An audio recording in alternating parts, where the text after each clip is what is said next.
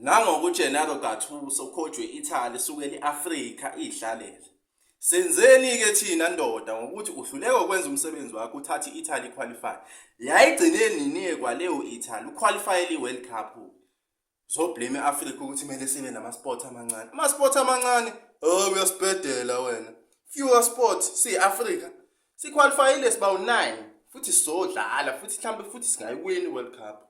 Niyanisatha kancane nina ama-Europeans. Nasenze ama-slaves. Nasicolonizer. Nawu senifuna ukuthi nisilimited indawo ungaze osibhedela. INorway ngifuna yenza umsebenzi. Haaland lokho waqhululile amagoli bekwi World Cup abafana iNorway mele yenza umsebenzi. Hawu Gattuso ngasibhedeli wena. Singama Africans we are in the World Cup futhi kuzoba ne team yes10 yase-Africa. Whether it's Nigeria noma iCongo. Sibafuna kwi World Cup now. Cause ayasibhedela uGattuso. Wadlala mkhulu. Wawumdlalayo wawudlala umdlalo. Ucoacha phela ngoba wawuyiplay right. Coacha-ke phela. Thathi i-Italy ifake kwi-World Cup. Shaye iNorway ngamagoli angazi noma kumele ushaya amagoli awu-8 noma 9. Ngeke uyenze lonto. iNorway ngiyayisupporta namhlanje. Dlala nini? Ngosuku edlala ngayo ngifuna kumele ngibheke ischedule.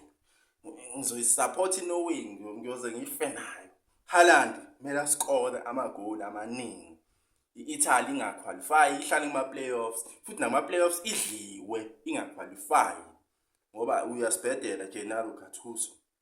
Uyasibhedela. Asho ukuthi ungaqualify i-World Cup 2018. Asho ukuthi ungaqualify ngo-2022. Yithi futhi. Dlala ngathi wena.